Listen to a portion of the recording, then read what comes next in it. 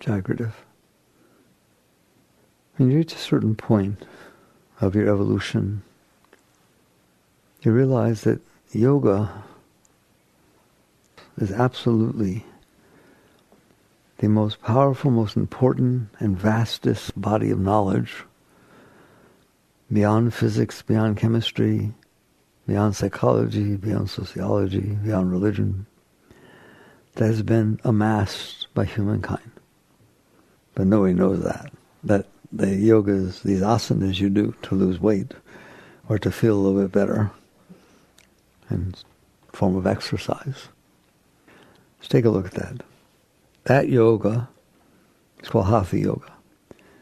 We'll talk about how all the yogas tie together, but Hatha Yoga you know.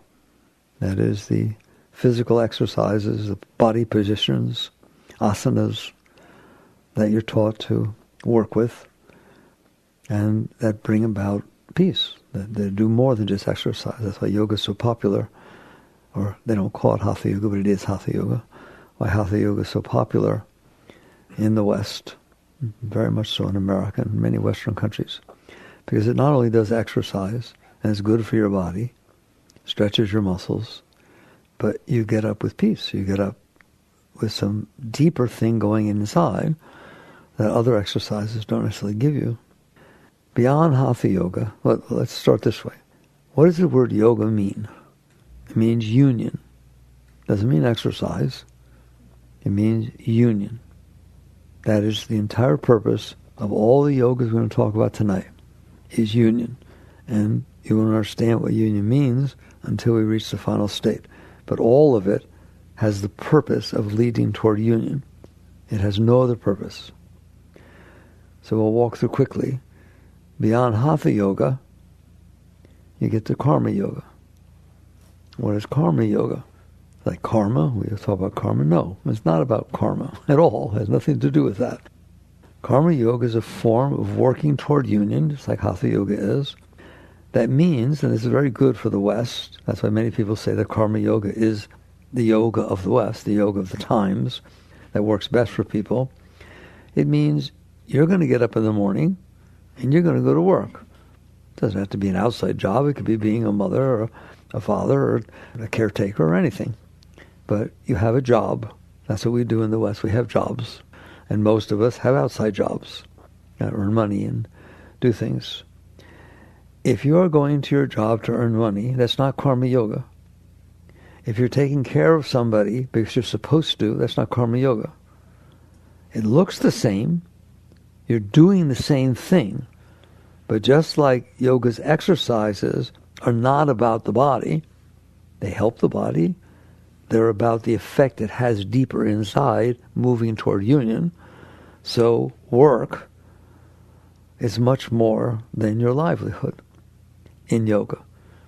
What is Karma Yoga? Selfless service. Period. It is selfless service. That's what Karma Yoga is. Well, what does that mean? It means you're going to do your job. It's given for you to do. It's in front of you. People say, how do I know what I'm supposed to be doing? It's in front of you. You have a job. The baby's crying. You have to take the kids to soccer. You have given a task to write a report or appointment scheduling, or it doesn't matter what it is. It doesn't make any difference.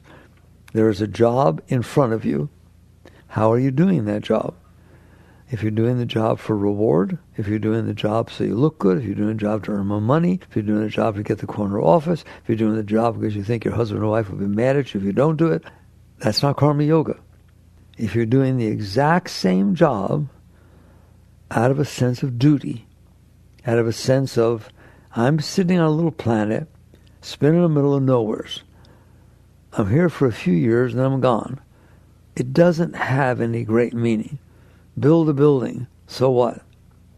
When you die, no one thinks of you. It doesn't matter. There's a name on the building. The pyramids, they built the pyramids, and they filled them with gold, and the robbers came and stole them, and the pyramids fell apart.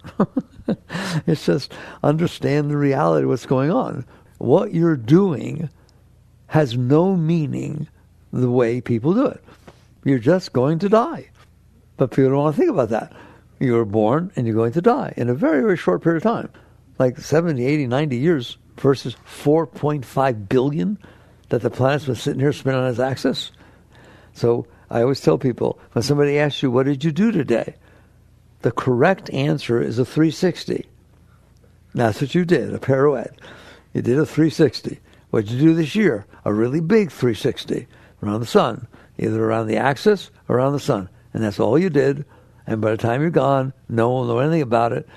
And 99.999999% of the animals and people in the world couldn't care less about what you did yesterday. So you are sitting there making a big deal out of yourself, out of what you're doing and what's happening to you. That's not karma yoga. Karma yoga is, there is no reason to make a big deal of myself. It's nothing. It's not even a drop of salt in the ocean. And it's there for a second and then it goes away. So how can that be the meaning of your life? To earn money or to do this or to do that and so on. So what happens when you get to that state, which is higher than Hatha Yoga, you're willing to realize it doesn't have meaning. People don't like that. It doesn't have meaning. He who dies with the most toys wins. No, he who dies with the most toys dies. And the toys don't go with them. So this is reality. Yoga is about truth. Because union is a very deep thing. And if you're sitting there thinking that this has so much importance, that's why people sometimes say to me, well, if I think about myself sitting on a little piece of dirt spinning through space, which you are, it doesn't seem like anything I'm doing has any meaning. I told you, I'll say it again. That little piece of dirt that you're sitting on, you've seen pictures of it floating out there. The astronauts see it, right? 1.3 million Earths fit inside the sun. That's how little it is. And the sun is one of 300 billion stars in your galaxy, of which there are 2 trillion galaxies. What are you worried about? What's so important? What is it you really have to have and have to avoid? We'll get there a little later when we go to higher yogas. But karma yoga says, you're here. You're going to work. You're going to do things when you're here. If you're doing them for yourself, you lose. Because it has no meaning. It's not doing anything. Do you get what you want all the time? No, you fight to get what you want once in a while, so you feel good sometimes, you feel terrible all the time. Have fun. You won't. People say, what's the meaning of life? How about this? Not that. It can't be the meaning of life if it goes when you die. So you look at it, and what yoga teaches, karma yoga, is every act you are doing, you are going to act. You have to. Every act you are doing can be an act of selfless service. Meaning, I am not doing this for me, ever, any of it. I'm not getting married for me. I'm not having children for me. I'm not earning money for me. I'm not going on vacation for me. I'm not doing this for me. Why? I told you, it's a little 3x3 square in the midst of a tiny piece of dirt, of which 1.3 million fit in the sun. How can you sit there and let yourself believe that that has meaning? It does not have meaning. Selfless service has meaning. Why? Because you're learning to transcend yourself, and that is the purpose of yoga.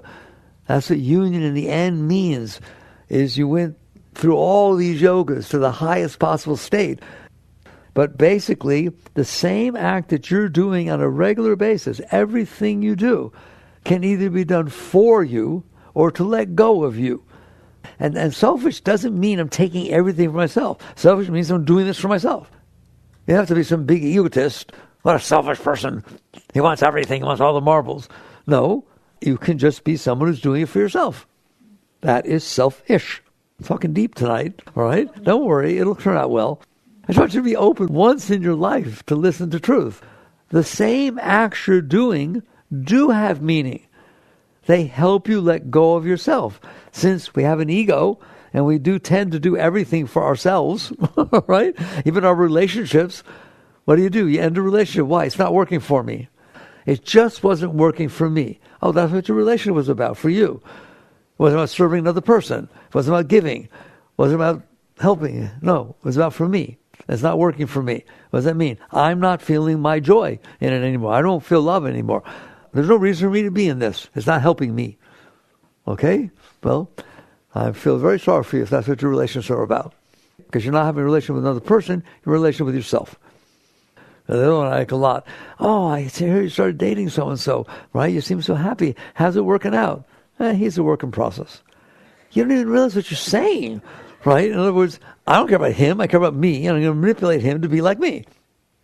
But I'm not finished. It's a work in process. We're so into it, and everybody's into it, that no one talks like this. No one will dare to talk like this. Selfishness is greed. No, selfishness is you're doing something for yourself. That's why you're doing it. Okay? Karma yoga says, I'm not doing it for myself. I'm doing the best I can for the purpose of doing the best I can to serve the moment in front of me. It has no other meaning. I don't care about results. There's no end concept of a result. Let's say you're playing a sport, a real sport. Do you do your best? How would you like to be on a volleyball team?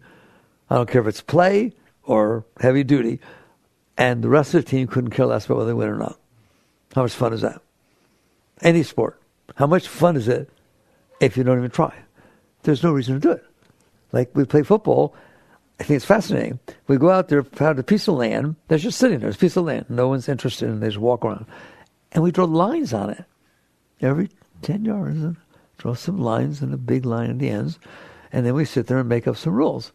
You get 4 tries to move between the lines, et cetera, et cetera, et cetera. And there's all these different rules. And then you go out there and you kill yourself. We have to make rules that make it so you can't kill each other, right? So what in the world? It's just a piece of land that's sitting there with lines on it. If you want to get the ball across the goal line, go there at night. It's easy. Boom, boom, boom. Ring up the numbers, right? There's nothing to it. But that's no fun, is it? So in other words, there is a purpose in doing the best you can, whether you win or lose. There's no losing if you're doing the best you can. You're digging deep down inside yourself. You're bringing up the best that you have. There's a joy in that. There's a purpose in that. The purpose is not winning. The purpose is interacting. The purpose is a team sport. The purpose of working with others. The purpose of, oh my God, right? What do they say? There's no I in team. There's no I in yoga. Okay? So that by playing a sport, which is meaningless, you can't tell me it's not meaningless. There's just a field out there with lines on it. And until you decided that you want to do the best you can to see how well you can do and bring out the best in yourself, they don't have to pay you. The Olympics are not supposed to have been paid and so on, right? But they killed themselves for years and years. They would do it without the gold medal. Some of them. It's not the recognition. It's the challenge of bringing out the best that you are, the best that you can. That is a form of karma yoga. You do your best. You dig down. Why? For the sake of doing your best. For the sake of knowing yourself. For the joy of working together. All right? That's karma yoga. It's a great thing, isn't it? And it's selfless.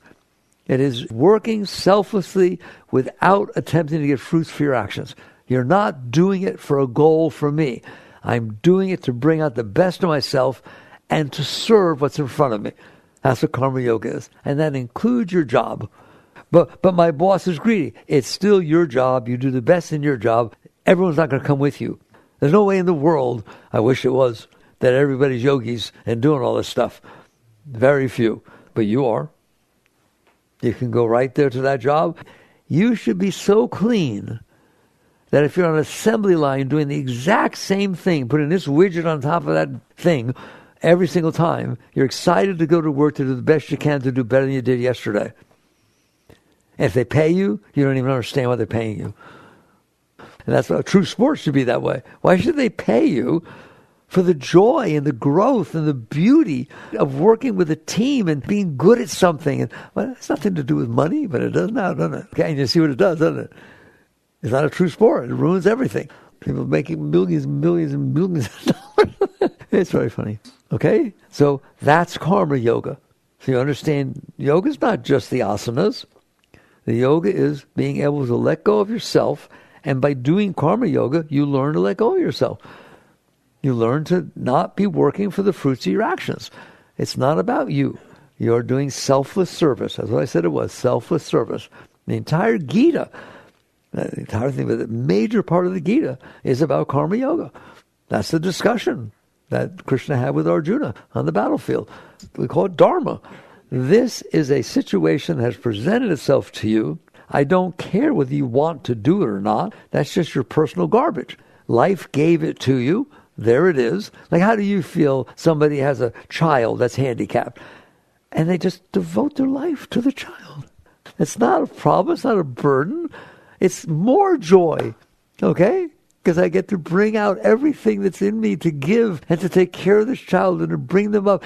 Don't you feel special for a person like that? That's karma yoga. It happens everywhere. It's not in any particular situation. It's not in an ashram or this or that. It's in the world. And we can't do that. Why? Because we're very egotistical. Our egos are enormous. Our egos are about us. We think about us all the time. So karma yoga helps to break that. Hatha yoga helps to break that because you start feeling some peace. So we're working our way up. So you have hatha yoga, you have karma yoga, and I'm going to say these out of order than what a lot of yogis teach, all right? You have bhakti yoga. What is bhakti yoga? Well, karma yoga is working outside and doing your best. Bhakti yoga is a form of yoga. It says what? If you are in love with something, have you noticed how hard you're willing to work? Have you noticed how tolerant you're willing to be? Have you ever noticed how you're willing to let go? You don't even think you're letting go of yourself because you want to serve the other person. You want to give. So if you have bhakti, it means love for God. It means, and I don't want to talk about God. We'll leave that till last. It means love for something that is transcendent to you. It's easy to love somebody who's being the way you want, saying what you want, looking the way you want. Everybody's jealous. It's not hard to love that person because you're not loving the person. You're loving the effect it has on you. We're back to ego. It's all about transcending the ego. Bhakti yoga is, they normally talk about love for God, but it's just basically when your heart falls in love. It can be to a guru, it can be to Krishna, it can be to Christ. Christianity is bhakti yoga. The core of Christianity is the essence of bhakti yoga. What does it say? Love Christ with all your heart, all your soul, all your mind. Don't think about anything else. Give your whole life to Him. Love Him with all your heart. That's bhakti yoga. The Bible says, thou shalt love the Lord thy God with all thy heart, with all thy soul, and all thy mind. Bhakti yoga. And what happens is, that shouldn't be a commandment. That's not a commandment. Love Him. Feel guilty if you don't because you're going to hell. That'll help a lot. That's not love. That's a commandment. All right? If you actually fall in love, it's easy to give of yourself. Just like it is to your children. When you love your children, or you love your husband or wife, or boyfriend or girlfriend. It's not that hard. I mean, it is because our ego is in the way, and that's why relationships don't last so much. But I'm talking about when you really are in love, it is easy to give. It is easy to transcend yourself, to do something impersonal beyond yourself. So bhakti yoga is taught as the highest yoga. Because if you actually do fall in love with God or with the saint and whatever it is, something that's transcendent to the personal, to you, it is easy to drop yourself. That's all. It's a very, very high form of yoga. But notice, that's not hatha yoga. That's not karma yoga. We're going deeper. There's another yoga called jnana yoga. Jnana yoga. What is that? And maybe people would argue, Christians would definitely argue, and so would Christians, that bhakti should have come over jnana, but I don't. Jnana yoga says what? It's kind of like what we teach around here. It's kind of like, let's talk about the fact that there's a planet that's infinitesimally small that you sit on, and 1.3 million of them fit inside the sun. That's jnana yoga. In other words, can your mind, your intellectual mind, be helpful on your spiritual path? Yeah. Not if you're sitting there intellecting to figure out how to get what you want. That's not what we're talking about. But if you talk about these very high thoughts, very high, that are transcendent to your personal self, that's jnana yoga. If we talk about the fact that everything dies, let's get this straight. You're going to die. I did a statistical study, and I found out there was a 1-to-1 correlation between everything that was ever born and died. Okay? So you're it. That is jnana yoga. You're using your mind. It's okay, your mind's not evil. The personal mind is a problem. But the pure mind and pure intellect is very useful on your spiritual path. And there's a great saint, Ramakrishna. You know, I love those who know me. I love him tremendously. He was a God-man. He was just a God-man being. Well, it was just beautiful. If he heard the name of God, every hair in his body would stand on end, and tears would pour out of his eyes. His arm would go flying up, and so I'd have to walk behind him all day because he'd fall over backwards. That's my guy. I like that stuff. It started at the age of 6. His closest disciple was Vivekananda, which some of you know the name. He was the first enlightened master, that history seems to say, the first enlightened master to come to America. And he was fully enlightened. He was a Jnana Yogi. He formed what's called the Vedanta Society. And it was all about this high level of thinking that is transcendent to the personal self. And that is what the Upanishads is. And that's what all these great teachings, right, are. Stop thinking about yourself. Think about things higher than yourself. And what's so neat is in the world we live in today, because of your modern science, there's a lot to think about. Scientists have found really, really neat stuff to think about, like the quantum field. What's that? It tells you this stuff's not real. Your intellect can understand. I used to play the game, even back when I was teaching college, my classes. I'd sit there and say, okay, I have some water in my hand. Now you, be careful, don't answer so quickly. Multiple choice, A, B, C, D, E, okay? A, I have water in my hand. B, I have H2O molecules in my hand. C, I have hydrogen and oxygen atoms in my hand. D, I have electrons, neutrons, and protons in my hand. E, I have quarks, leptons, and bosons in my hand. Okay? I have the quantum field in my hand. Which is right? All of the above. Multiple choice. That's far out. That's kind of a neat thing to contemplate. What if you thought like that all day? You wouldn't be thinking about yourself. I could do the same thing with your body. What is that? It's cells. It's 25 trillion cells talking to each other. You talking to them? You say thank you. When's the last time you said thank you? 25 trillion cells working together to give you a body. Wow. I'm serious. When was the last time you thanked those cells for what they do for you every single moment, all the time? Does that mean thanks your liver or your pancreas or your stomach? This is all Jnana Yoga. Isn't that neat? It means you have an intellect. You are very intelligent. Every one of you understood everything I said so far. The possums outside didn't. I don't even think the dolphins did, and they're supposed to be very smart. Do you know how brilliant you are? Like the difference between your mind, your intelligence, and Einstein's is tiny compared to the difference between your mind and any other species, even the apes. Isn't that impressive? It can try to drive a car. You speed all over the place. You build racetracks. You fly to the moon. Your intellect is phenomenal. You're brilliant. What do you use it for? Thinking about yourself.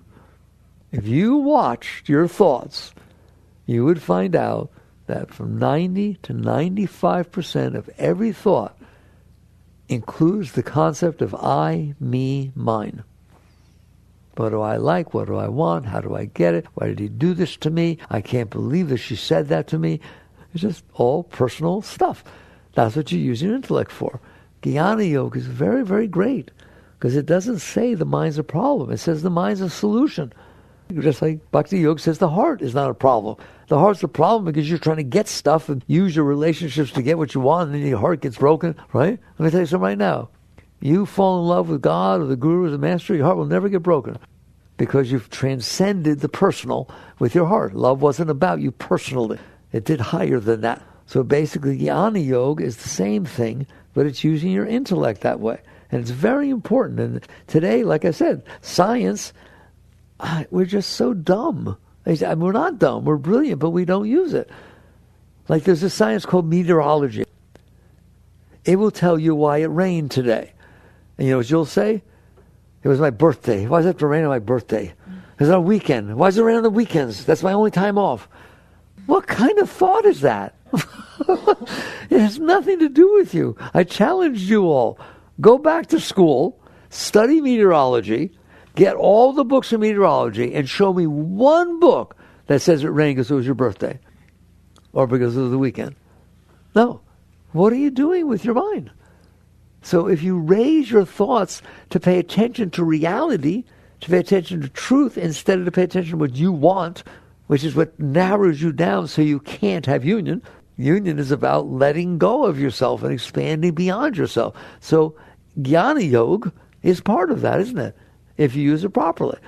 So your body can be part of it. Your work is part of it. Your heart is part of it. Your intellect is part of it. So these are all yogas. And then Raja Yoga is meditation, or is the very deep.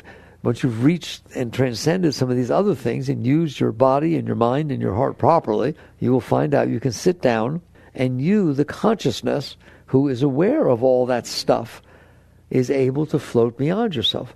And that's the highest thing I talk to you people about.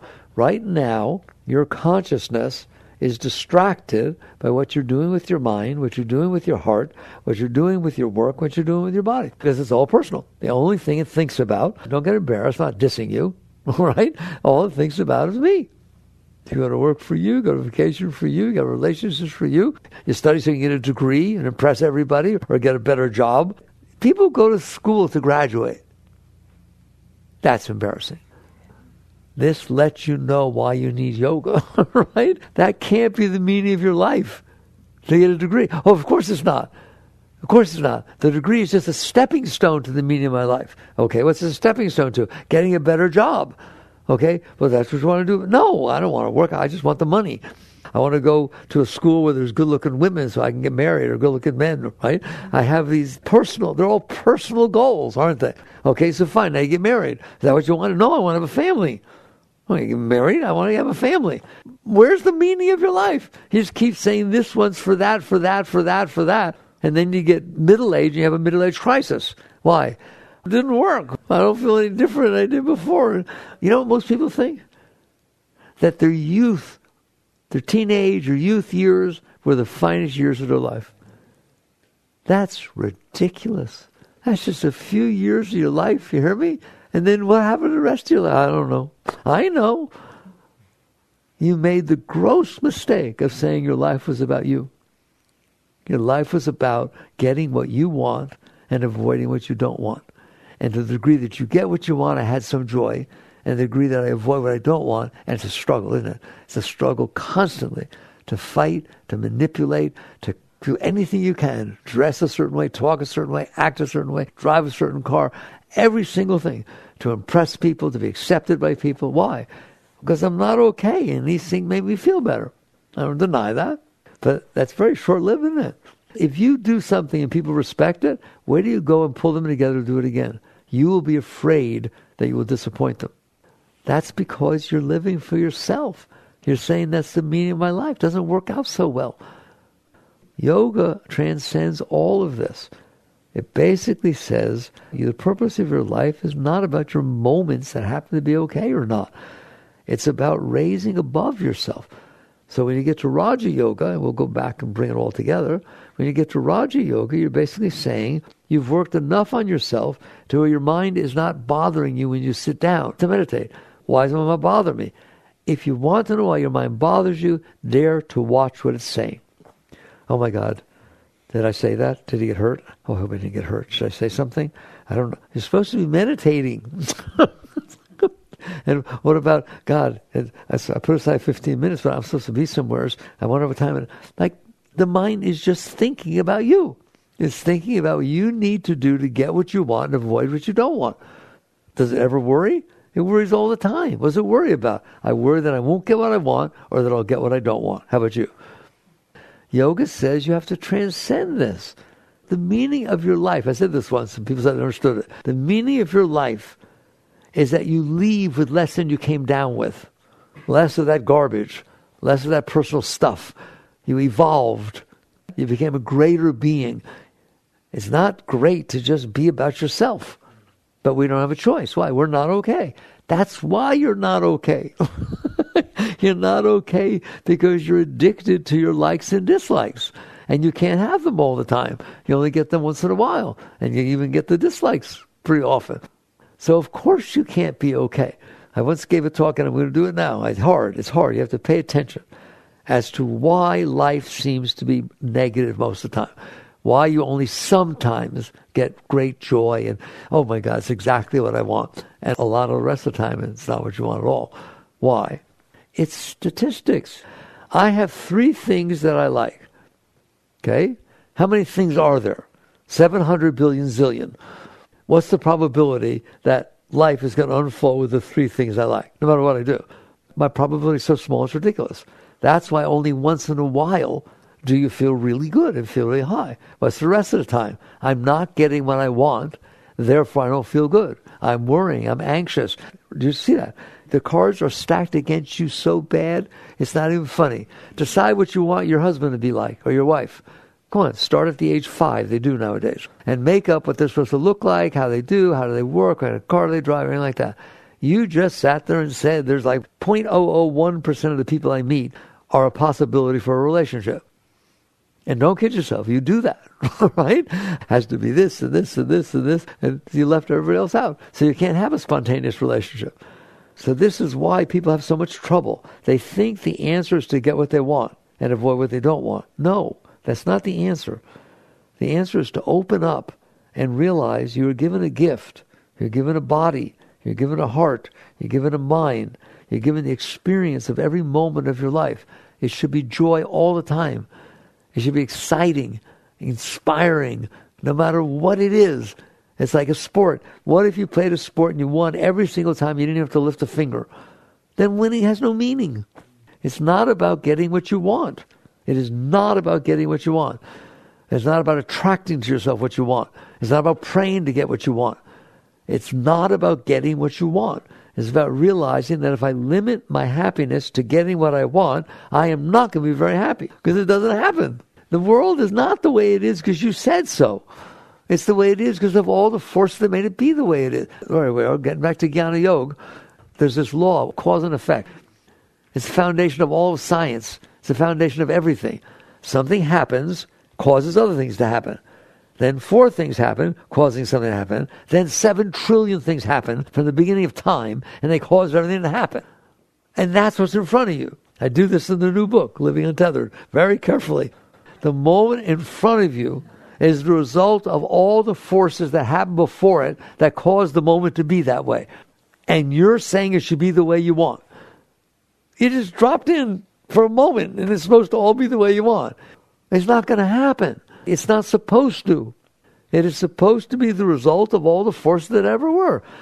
Can there be divine intervention? Yes, there can be. But I wouldn't be counting on that. Ramakrishna, what a light and great being. He was having a discussion with a scientist who had visited the ashram. And the scientist was saying that there's laws. There's a law of cause and effect. Like, for example, this rose bush gives out red roses. And that's what it does. And you're not going to have other color roses. It says red roses. And Ramakrishna said, yes, that's true, unless God wants it to be otherwise. And of course, the scientist, that is not something to go over big with a scientist. The next, and people validated this, the next day there was a white rose sitting on top of the bush. So can there be divine intervention? Absolutely there can be divine intervention. Is that what's supposed to be happening? No. What's supposed to be happening, Christ said very nicely, is not my will, but thy will. I'm a nice Jewish yogi. I love Christ's teachings. What does that mean? Not my will, but thy will. What do you think's unfolding in front of you? Not your will, that's for sure. Well, it must be creation, the result of all that ever happened from the beginning of time. All came together and is unfolding in front of me. You can honor that. You can respect it. It's hard because you're very, very married to wanting it to be what you want. And that's why you get anxious, and that's why you get uptight, and that's why you have headaches. That's why you have ulcers, and that's why you have all kinds of things. That's why people fight. That's why there's wars. That's why there's everything. Because you have the way you want it to be, and she has the way she wants it to be, and they don't line up. And they're not going to line up. So this whole thing of jnana yoga and of going to the deeper yoga is understanding that you are not in charge. Okay? Higher yoga, and all these are techniques for higher yoga, are about getting beyond yourself. It's always about getting beyond yourself. Well, what does that mean? What happens? There's 2 ways to approach truth. You can sit there and think about it, good luck, or you can let go of not truth. That's how I've always lived my life. If I know it's not truth and I let it go, I'm closer to truth. I haven't defined it, but I guarantee I'm closer to it. If I have behavior patterns that are caustic and are not helpful to a relationship, I don't have to study which ones are. I have to let go of the ones that I know are not. And then let's see what happens. Because I'm telling you, what will happen is higher than if you have these problems, but you study what it would be like if you didn't. That's just intellectual mumbo-jumbo. So letting go of what you're not is the highest way of finding out who you are. You just keep letting go of what's not the truth. That's yoga. This is all moving toward what's left if I let go. What's left if I do my hatha yoga and I feel some peace? What happens if then I get up and I go to work, and instead of it destroying my peace, it enhances my peace, because if I'm serving, nothing can go wrong. I don't have a concept of what's supposed to be happening. That's karma yoga, all right? If you do that, you're rising above yourself. So now the peace that came from hatha yoga can go on through your day when you go to work, and you start to open up. And then all of a sudden, I love the combination of jnana and bhakti. I think they're very close to each other. Why? You start realizing, wait a minute, what made this? Why are there flowers? Where did they come from? Why there's no life or flowers or anything on any other planet that we found? And we sent probes all the way out there. We have these telescopes that can look for light years and light years. We ain't seen squat. I'm not saying nothing's out there. It's not my business. But I tell you right now, we ain't found nothing. And we've looked pretty far everywhere. You don't have to look very far here. There's thousands and billions of fish, and there's animals, and there's things, and there's people, and there's things to do. That's quite a planet. And you start thinking like that. And you start feeling respect. You start honoring that there's a moment unfolding in front of you. You don't have problems. You have experiences. Would you rather not? Would you rather go hang out on Mars where there's nothing happening ever? Just sand, or Jupiter, gas, or Pluto, or rock, or anything we've ever found? Because the truth is you wouldn't. Or forget it. Just hang out in outer space. Total black. You want to go there? Have nothing? Have nothing? If a roach passed by on Mars, you'd run after it. Not to catch it, to be friends with it. To talk to another living creature. You don't have that problem. But you won't look at it that way. So with the combination of jnana yoga, which is you should be looking at it that way. Why? Because it's the truth. Well, why would I bother thinking about the planet? Because it's truth. Because it frees you from yourself. It just is the truth. It's the truth. Yoga is about truth. So jnana yoga helps open you up. And the next thing you know, you feel respect for the moment in front of you. And at some point, I don't care whether you call it God, call it science, but respect it. If you're an evangelical that doesn't believe in evolution, you're gypping yourself to understand how great God is. That it could make a system that it just keeps evolving itself until people show up. That's miraculous. That's a very smart God. God sets up systems that do it. We're very smart. We created computers that do it for us. God created evolution that automatically beaks would grow because there's crevices in the rocks and everything changes, and the next thing you know, it comes up this amazing thing, a human, at least your body. I don't know, is this crazy that you sit there and reject science and say it's not God? It is God. It's studying how God did these things. It's studying how it happens. There's a quantum field down there that emanates quark, leptons, and bosons, subatomic particles. Isn't that amazing? Yes, all right. What's more amazing is that without any human or any intelligence that you know of, they put themselves together to create this. There's nothing, just those particles. And poof, the whole world exists. Holy mackerel. And you want to tell me it has nothing to do with God. Who made the particles? Why are they exactly the charges that if you leave them alone, they put themselves together? Two up quarks and a down quark make a proton. Two down quarks and an up quark make a neutron. An electron is a subatomic particle. That's how they put themselves together. Then they start interacting with each other. You know, electrons are negatively charged, protons are positive, and therefore they start circling and attracting each other, and then this and this and this, and then it bonds this to blah, blah, blah, and it makes you.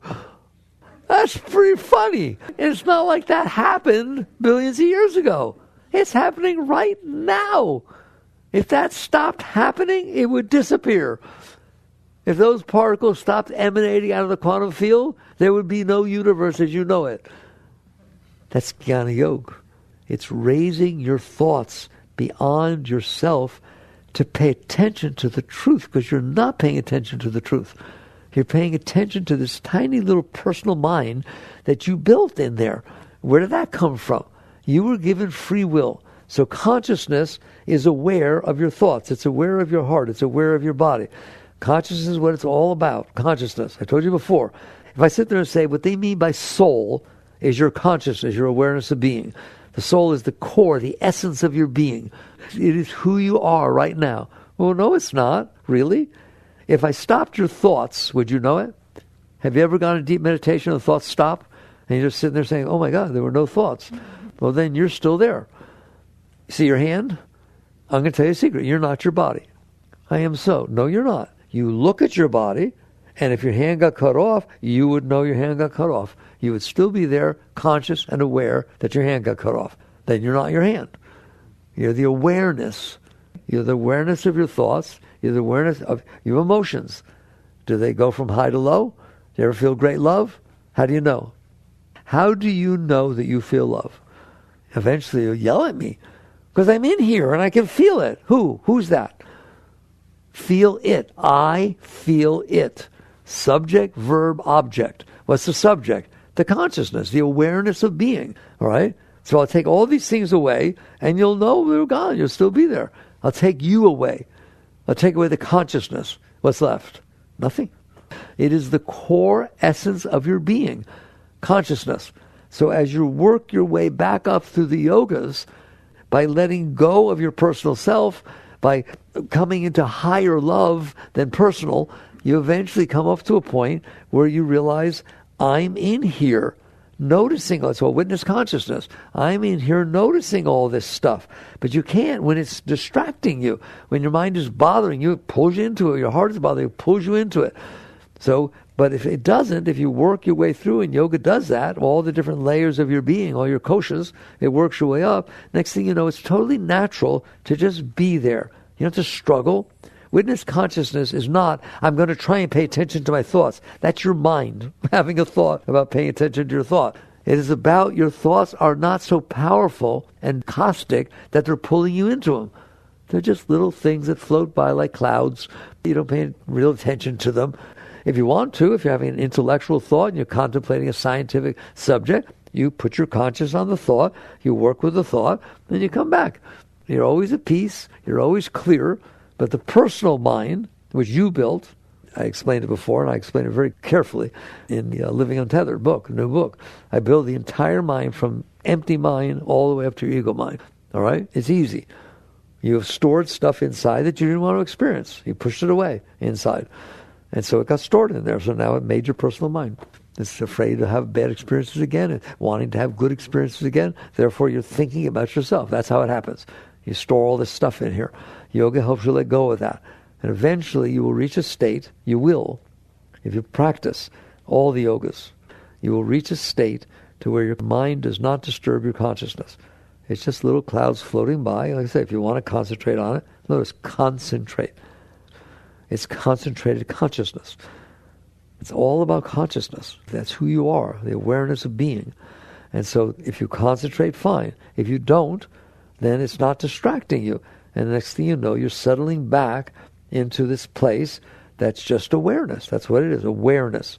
Awareness is the most sacred thing. Like I said, if the whole universe exists and no one's aware, what use does it have? We talk about that. What is the purpose of life? Here's this beautiful, beautiful universe, but there's no awareness. Well, it's zero. It's nothing. Not worth anything. Remember, Baba used to say, the whole universe is zero. There's a whole bunch of zeros. Awareness, God, consciousness, is the number one. Put it to the left of the zeros. All of a sudden, they all became worth hundreds of billions, zillions, of trillions of things. Consciousness is that one that gives meaning to everything. So eventually you stop thinking this other stuff has meaning, and you start understanding the meaning of life. To get back to the core of your being, to get back to God, to get back to the essence. So basically you're the consciousness. And when you are letting go, when you've worked your way back through all these different layers of yoga, through the koshas, then the consciousness sits supreme. You're always there. You don't have to try. You're just there. You're there. You see because you're just in front of you. Answer me right now. How hard is it for you all to see me right now? Better work at it. Come on, struggle. How hard is it for you to see the room? It's instantaneous. There's no problem. But if somebody's doing something that distracts you, then you can't see me because you're distracted. Your consciousness gets pulled over there. So your consciousness is being pulled down into your mind, your heart, all that personal stuff. When that's not happening anymore, there's no effort to be the witness. You're there all the time. You don't even know. You're just there. You're there. You're awake. So there you are.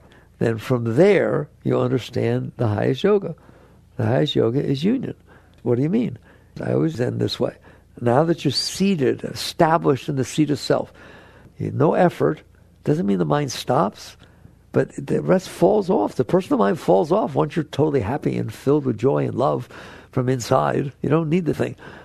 So basically, from that point, what happens is very deep. There's just this inner intuitive, not thought, from behind. Where's this coming from? What is the source of consciousness? You've let go of what you were looking at. We know where the body comes from. Eventually you'll know where the human heart comes from, the human mind comes from. But where does consciousness come from? And you'll start to come back behind, going back to the source of where consciousness is coming from. It's like a light. A light shines down on an object. Eventually you realize the object doesn't illumine itself. There's a light shining on it. So you see the beams and you start to work back. Where's the light come from? What's the source of the light? And that's yoga. Now you're talking what union means. When your individual consciousness falls back into the source of consciousness. Let me say it again. When your individual consciousness, why is it individual? Because it's being pulled down onto your thoughts, your emotions, your body, and it becomes very small. Its frame of reference is tiny. You're not tiny, you're universal. But you focused your consciousness totally on this distracting stuff of you. So as you work your way through yourself by letting go of yourself, not this, I'm not my thoughts, I'm not the emotions of my heart, I'm not this, I'm not my body. How do I know? Because I'm the one who's looking at it. You just little by little work your way back. Eventually what will happen is you won't be pulled down. And so the seat of your consciousness will be established, and then you'll start to feel a pull from behind. You didn't know there was a behind. But there's a behind. You don't have to look down. There's an up. And it starts pulling you up. And you realize you're returning to the source of consciousness. That's the best definition I can ever give you for God. I don't like to use the word because everybody bastardizes it to pieces. What is God? The source of consciousness. The source of consciousness. Who is consciousness? Everybody, everything. There's only one consciousness, God. That's the source of consciousness. That's why you're all one. You've heard the talk. So this whole thing about making your own universe and attracting what you want, that's not spiritual. That's not yoga.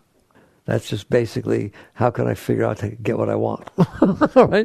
It's still working with the personal self. You have to be willing, not all at once, you don't rip it off, just little by little, let go of yourself. That's what Hatha yoga gives you. That's what karma yoga gives you. True selfless service. That's what bhakti yoga gives you, loving something beyond yourself. That's what jnana yoga gives you, using your mind to transcend yourself. And that's what the great yogas give you, right? The highest body in the koshas is Anandamaya kosha. What does that mean? Ecstasy. There's a state where consciousness, it's ecstatic. The nature of consciousness is Satchidananda, eternal conscious ecstasy. As you fall back into that, the whole world, it loses its salt. It's not what you're living for. You can still go out and work, but you're already getting everything you want, right? You're feeling all this joy, and it just pulls you back into it. All right. I don't always talk about yoga like that. It's a pretty great body of knowledge, isn't it? That whole body of knowledge of understanding the transcendence of self. All right. Very good. Work with yourselves. Jagrata.